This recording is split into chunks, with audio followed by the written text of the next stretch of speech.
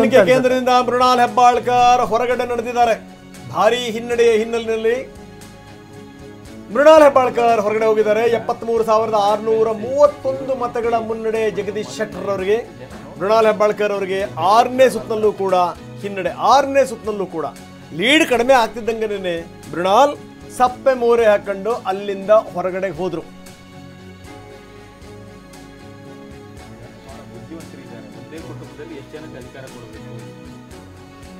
S, ಮೃಣಾಲ್ಗೆ ಭಾರಿ ಹಿನ್ನಡೆ. ಯಾವಾಗ ಹಿನ್ನಡೆ ಆಯ್ತೋ, ಹಿನ್ನಡೆ ಆಗ್ತಿದ್ದಂಗೆ ಅವರು ಅಲ್ಲಿಂದ ಮತಕೇಂದ್ರದಿಂದ ಅಲ್ಲಕ್ಕೆ ಹೊರಗಡೆ ಹೋದ್ರು ಸಪ್ಪೆ ಮೋರೆ ಹಾಕೊಂಡು.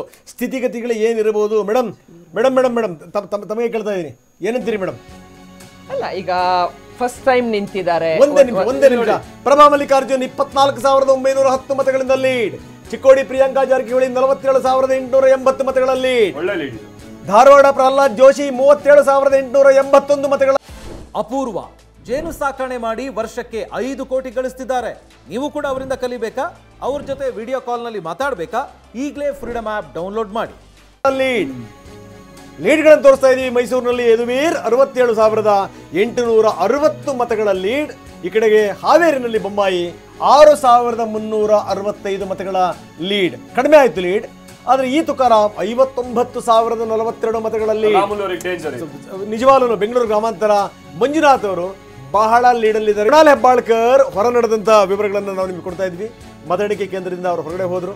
ಯಾಕಂದ್ರೆ ಭಾರಿ ಹಿನ್ನಡೆ ಆದಂತ ಸಂದರ್ಭದಲ್ಲಿ ಬೇಸರ ಪಟ್ಟು ಅವರಲ್ಲಿಂದ ಹೊರಗಡೆ ಹೋಗಿದ್ದಾರೆ. ಚುನಾವಣೆ ನೋಡಿ ನಾವು ತೋರಿಸ್ತಾ ಇದೀವಿ ಆ ಎಕ್ಸ್ಕ್ಲೂಸಿವ್ ದೃಶ್ಯಾವಳಿಗಳನ್ನ.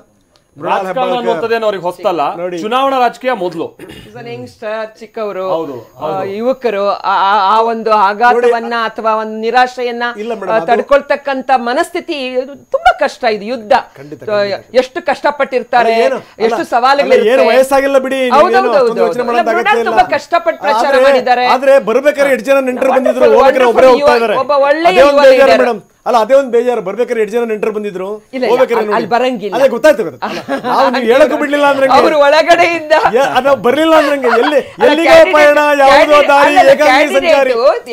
ಕೇಂದ್ರದಿಂದ ಅವರೊಬ್ಬರೇ ಆಚೆ ಬರಬೇಕು. ಮೇಡಮ್ ಒಂದು it is too early to discuss, but still I am asking you. ಈಗ ಬಹಳ ವಿಚಾರ ಈ ಸಲದ ಕಾಂಗ್ರೆಸ್ ನ ರಿಸಲ್ಟ್ ಇಲ್ಲಿನ ವಿಧಾನಸಭೆ ಮೇಲೆ ಬಹಳ ಪರಿಣಾಮ ಬೀರ್ಬೋದು, ಇಲ್ಲಿನ ಮುಂದಿನ ನಾಯಕತ್ವದ ಮೇಲೆ ಪರಿಣಾಮ, ಈ ತರದೆಲ್ಲ ಬಹಳ ವಿಶ್ಲೇಷಣೆ ಇತ್ತು. ಡಬಲ್ ಡಿಜಿಟ್ ಬಂದ್ರೆ ಕೆಲವರು ಸೇಫ್ ಅನ್ನುವಂತ ರೀತಿಯಾಗೆಲ್ಲ ಇತ್ತು. ಇದೇನಾದ್ರೂ ಪರಿಣಾಮ? ಕೇಂದ್ರ ಸರ್ಕಾರ ಹೇಗೆ ನಡ್ಕೊಂಡಿದೆ, ದೇಶದಲ್ಲಿ ಎಲ್ಲ ಏಜೆನ್ಸಿಗಳನ್ನ ಹೇಗೆ ಬಳಕೆ ಮಾಡಿಕೊಳ್ಳಲಾಗಿದೆ, ಎಂತ ಪರಿಸ್ಥಿತಿಯಲ್ಲಿ ನಮ್ಮ ಪೊಲಿಟಿಕಲ್ ಪಾರ್ಟೀಸ್ ಚುನಾವಣೆಯನ್ನು ಎದುರಿಸಿದೀವಿ, ಎಲ್ಲ ಪೊಲಿಟಿಕಲ್ ಪಾರ್ಟೀಸ್ ಲೀಡರ್ಶಿಪ್ ಇದನ್ನೆಲ್ಲ ಈ ಅಂಶಗಳ ಆಧಾರದ ಮೇಲೆ ಚರ್ಚೆ ಮಾಡ್ತಾರೆ. ಪ್ರಶ್ನೆ ಬೇರೆ, ನೀವು ಕೊಡಿದ್ರೆ ಉತ್ತರ ಬೇರೆ. ನೋಡಿ ಪಕ್ಷಗಳಲ್ಲಿ ದೊಡ್ಡ ಮಟ್ಟದಲ್ಲಿ ಕಾಂಗ್ರೆಸ್ ಗೆದ್ದರೆ ಯಾರಿಗೆ ಲಾಭ?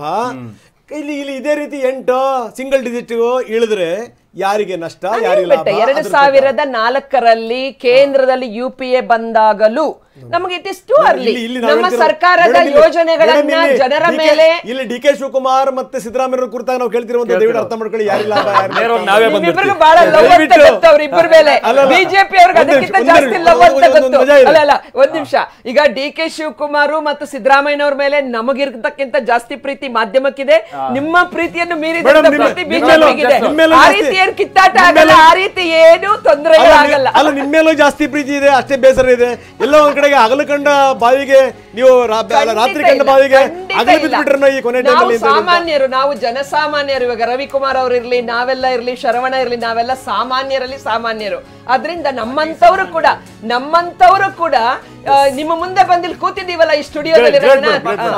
90,000 ಮತಗಳ ಅಂತರದ ಮುನ್ನಡೆ ಮಂಜುನಾಥ್ ಅವರಿಗೆ. ಬಿಜೆಪಿ ಅಭ್ಯರ್ಥಿ 90,399 ಮತಗಳು. ಕೈ ಅಭ್ಯರ್ಥಿ DK ಸುರೇಶ್ ಭಾರಿ ಹಿನ್ನಡೆ 90,000. ಇದು ಸಾಮಾನ್ಯ ಸಂಗತಿ ಅಲ್ಲ. ಬೆಂಗಳೂರು ಗ್ರಾಮಾಂತರದಲ್ಲಿ ಮಂಜುನಾಥ್ ಭರ್ಜರಿ ಮುನ್ನಡೆಯನ್ನ ನೋಡ್ತಾ ಇದ್ದಾರೆ. ಬಹಳ ಗಮನಿಸಬೇಕಾದಂತ ಸಂಗತಿ 90,000 ಮತಗಳ ಮುನ್ನಡೆ. ಈ ಮಂಜುನಾಥ್ ಅವರ ಹೃದಯವಂತರು ಅಂತ ಏನು ಎಲ್ಲಾ ಕೂಡ ನಾವು ಬಿಂಬಿಸಿದೀವಿ. ಇವತ್ತು ಜನ ಒಂದ್ ಸೆಕೆಂಡ್ ಸರ್, ಬೆಂಗಳೂರು ಸೆಂಟ್ರಲ್ ನಲ್ಲಿ 20,859 ಮತಗಳ ಮುನ್ನಡೆ ಸಾಧಿಸಿದ್ದಾರೆ ಮನ್ಸೂರ್ ಅಲಿ ಖಾನ್. ಎಸ್, 20,000 ಮತಗಳ ಮುನ್ನಡೆ. ಬಹುಶಃ ಬಹಳ ದೊಡ್ಡ ನಿರೀಕ್ಷೆ ಏನಿರಲಿಲ್ಲ. ಯಾವ ಎಕ್ಸಿಟ್ ಪೋಲ್ ಸರ್ವೆಯಲ್ಲೂ ಕೂಡ ಬೆಂಗಳೂರಿನಲ್ಲಿ 3 ಬಿಜೆಪಿ ಅನ್ನುವಂತ ರೀತಿಯಾಗಿ ಶಿವಾಜಿನಗರ ಕೌಂಟಿಗೆ ಬಂದಿದ್ದು ಕಾಯಿರಿ. ಆಗ್ಲೇ ನಮ್ಮ ಬಾಲಾಜಿ ಅವರು ಹೇಳಿದಂಗೆ ಇನ್ನು 1 ಅವರ್ ಕಾಯ್ಬೇಕಾಗ್ತದೆ. 1 ಲಕ್ಷ 10 ಓಕೆ, 1 ಲಕ್ಷ 10 ಓಕೆ ಅಲ್ಲ. ಮಂಜಣ್ಣನ ಬಗ್ಗೆ ಮಾತಾಡ್ತಾ ಇದೀವಿ. ಬಹುಶಃ ಅವರ ಒಂದು ರಾಜಕೀಯಕ್ಕೆ ಅವ್ರು ಬರಬೇಕು ಅಂತ ಎಂದು ಬಯಸಿರ್ಲಿಲ್ಲ, ರಾಜಕೀಯಕ್ಕೆ ಬರಬೇಕು ಅಂತ ಬಯಸಿರ್ಲಿಲ್ಲ. ಇಲ್ಲಿ ಏನಾಯ್ತು, ಅವರ ಒಂದು ಅವಧಿಯನ್ನ ಮುಂದುವರಿಸಬೇಕು ಅಂತೇಳಿ ಅಲ್ಲಿ ಏನು ಜನರ ಬೇಡಿಕೆ ಇತ್ತು.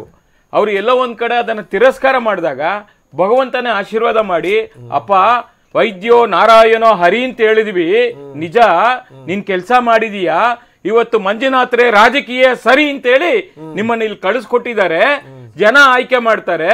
ಕೇಂದ್ರದಲ್ಲಿ ಒಂದು ದೊಡ್ಡ ಹುದ್ದೆಗೆ ನೀವು ಬಂದು ಇನ್ನಷ್ಟು ಜನರಿಗೆ ಸೇವೆಯನ್ನ ಮಾಡಬೇಕು ಅಂತ ಹೇಳಿ ಭಗವಂತನ ನಿರ್ಧಾರ ಇದು. ಇದು ಭಗವಂತನ ಆಶೀರ್ವಾದ, ಭಗವಂತನ ನಿರ್ಧಾರ. ಯಾರ ಕೈಲಿ ತಪ್ಪಿಸಕ್ಕಾಗಲ್ಲ. ಎನ್ಡಿಎ ಮೈತ್ರಿಕೂಟದ